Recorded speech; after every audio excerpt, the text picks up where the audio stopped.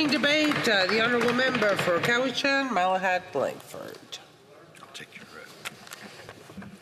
You're up. Madam Speaker, I stand before this chamber for the first time, and I am humbled to represent the people of Cowichan, Malahat, Langford, located on beautiful Vancouver Island. From Chemainus to Langford, from Port Renfrew to Duncan, and including Thetis and Penelcot Islands. I thank them for putting their trust in me and for supporting positive change and hope for our riding. And to my wife, Angel, and to our children, thank you for your unwavering support, your love, and your enthusiasm as I tackle this new mission in life to represent our communities. I would also like to pass my utmost gratitude and appreciation to my amazing campaign team and our committed volunteers who work tirelessly to connect with as many constituents as possible, including Janet and Fred, our senior citizen door-knocking dynamic duo. We all came together, working endlessly, and you put your trust in me. Thank you. And a special thank you to the many young people who volunteered and turned out in record numbers to vote for positive change and conservative values, many for the first time. I truly believe the work we are all doing here is for the youth and future generations of our nation, and that is the reason why I am here. Their dreams of Canada, where hard work is rewarded with a good paycheck, and where families can live in a safe neighborhood, and where they can one day afford homes, are the dreams I will continue to fight for. Our riding is as diverse as our landscape, from the fast-growing city of Langford with bustling urban life and a vibrant sports community to the remote, rugged fishing town of Port Renfrew on the Pacific Ocean. There are farmlands, mills, small ports, logging, mountain ranges, remote communities spread across some 4,800 square kilometers. We have an active outdoor community and endless opportunities for recreation and tourism. We have numerous rivers, many fish hatcheries. It's a truly beautiful, stunning, and vibrant place I've lived most of my adult life, and I'm proud to call home. There are 7 different First Nations that make up almost 10% of our population. I continue to learn from them while respecting their culture and traditions. There are seniors, young families, farmers, trade workers, retirees, anglers, hunters, and business leaders. As well, there's a strong veteran community and many serving military members across our riding. But for all of Cowichan, Malahat, Langford's beauty, for all of its resources, for all of its opportunities, I'm saddened to report that, like much of Canada, our people are struggling. During my campaign, I spoke with thousands of people across our riding, and the message was clear. This is not the nation we all once knew.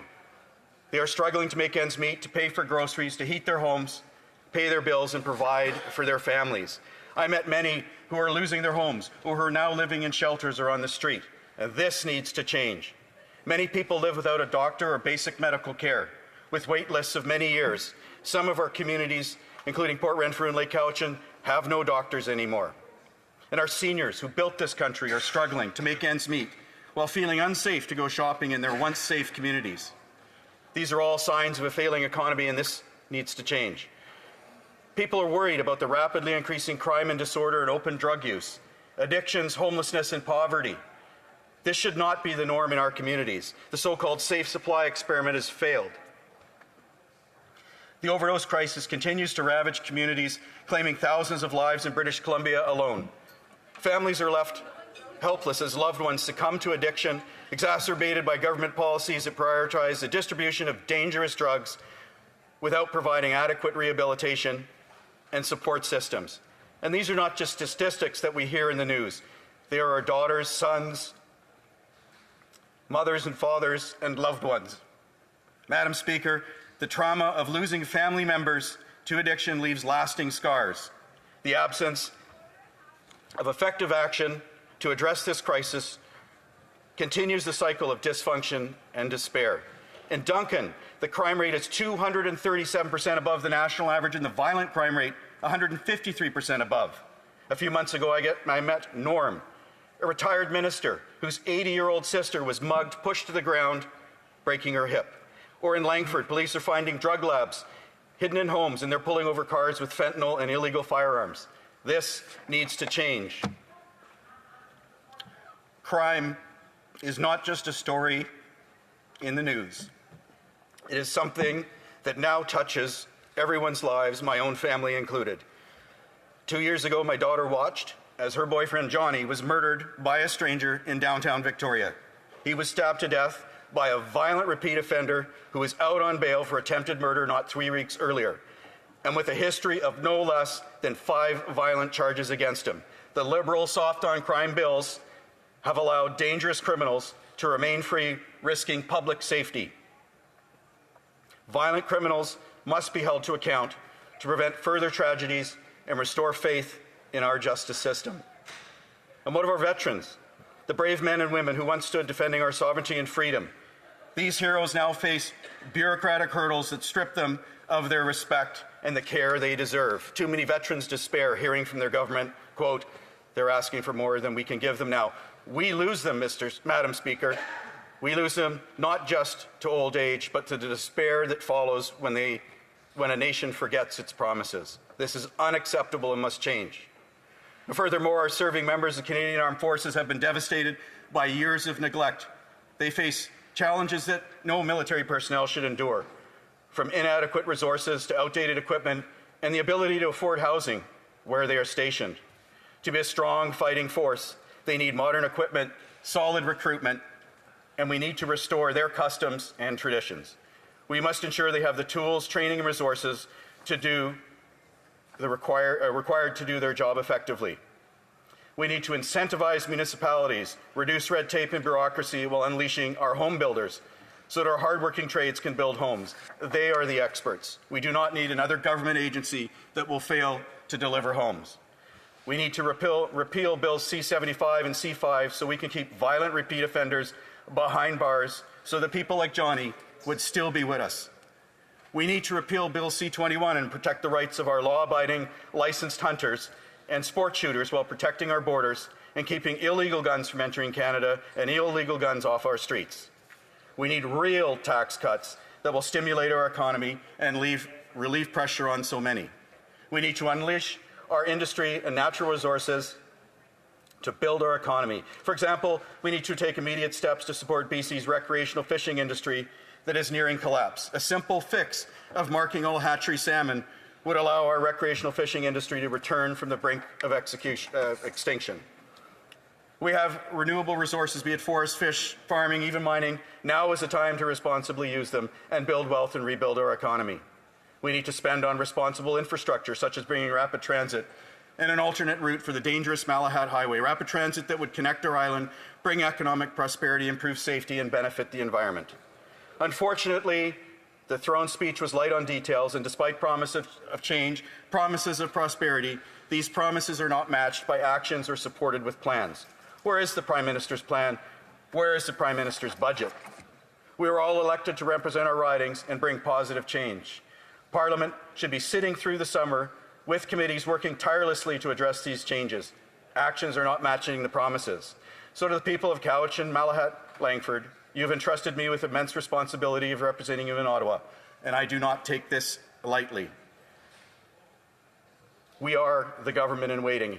Hope, Madam Speaker, that is what this House must rekindle in the heart of every Canadian. It's hope that drives parents to tirelessly work tirelessly so their children can have a better life. We must ensure that our children inherit a Canada that embodies the values we hold dear, a Canada where hard work pays off, where families thrive, and where every generation inherits a better future. And while I may be new to this chamber, Madam Speaker, I'm not new to working for the federal government. I served Canada 28 years in the Royal Canadian Navy, where I defended our great nation's sovereignty, democracy, and freedom. And the skills, leadership, and experience gained at sea during operational deployments and command positions, I will continue to my mission to serve Canada, but now from this chamber. Let us rise together and restore the dignity of our seniors, respect our First Nations, honor the sacrifices of our veterans, support our serving military, and build a country so that our youth can once again have hope. Canada is worth it, our children are worth it, and the future we fight for begins today. Thank you, Madam Speaker. Questions and comments. The honourable member for Port Moody Coquitlam, no.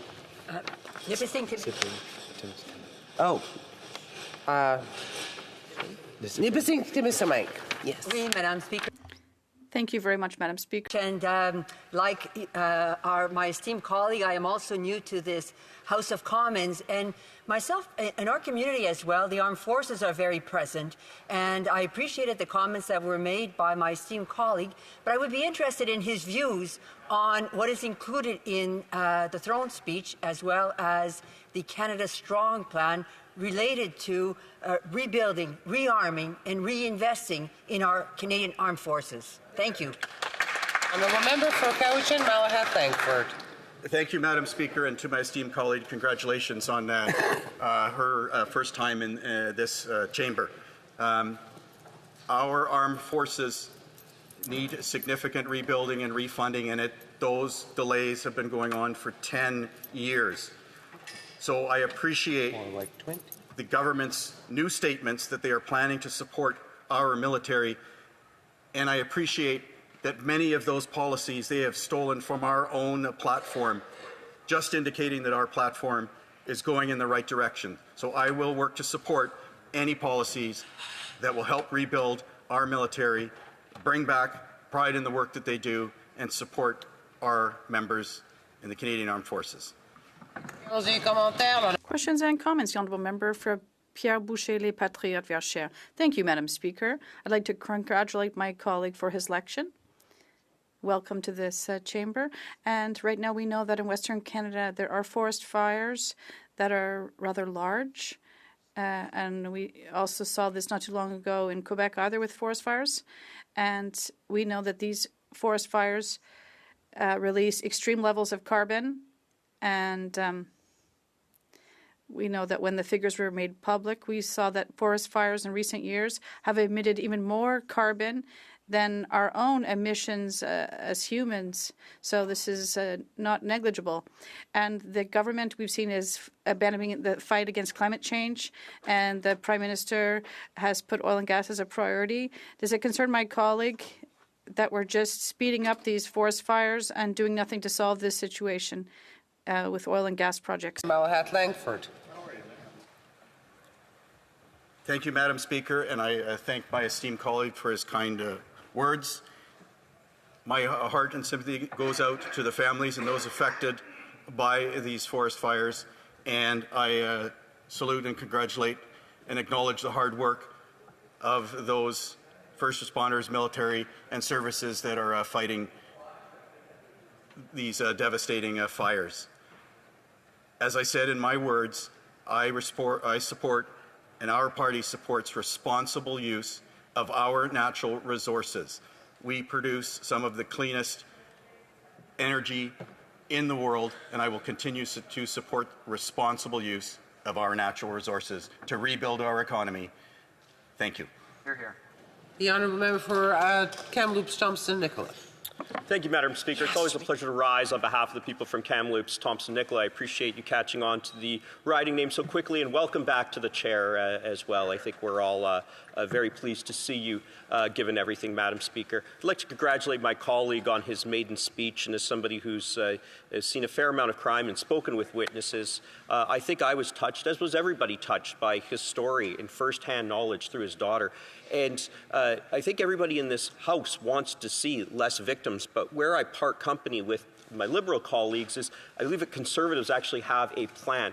Now, when it comes to these types of offences, and we're not being one step removed, like my colleague is, can he tell this chamber and Canadians what it's like to be so close and to see such a vicious crime so close, and how that relates to our work and the importance of fighting crime as Conservatives are committed to in this chamber? Thank you. The Honourable Member for Cowichan, Malahat, Langford. Thank you, Madam Speaker, and I thank my esteemed colleague for his kind words and his challenging question. I share that story not just for sympathy, but I share that story so that people understand that these traumas affect not just myself, but so many people across our country. I'm sharing to show that I have understanding that we must change our laws, we must protect our victims, and we must keep violent repeat offenders off of our streets. I am passionate about it, but I know I am not alone, because there are so many people across our country that have faced the same trauma, the same challenges, and I join with them and I understand their challenges. Thank you.